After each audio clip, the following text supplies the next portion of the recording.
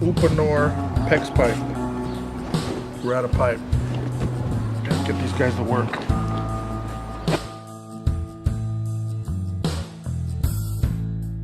What about here? Okay.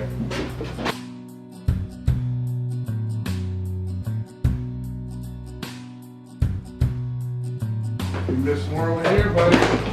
I had them put, they're called nail protector plates, which are these. Usually you put those in at the bottom plate and the studs, wherever the pipe penetrates through the floor or through any stud. It's basically to protect the pipe.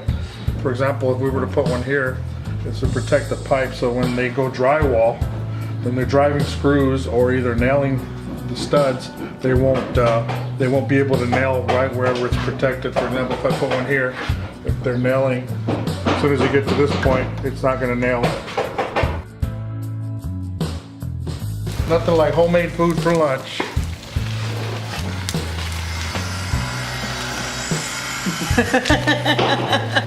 ¿Tú también estás lonche, Evan? ¿Lo calientas o no? Frío? So we have 5 units. They all have their own garage, tons of plumbing. We did it all in PEX rather than copper, so it's been kind of a good job for us.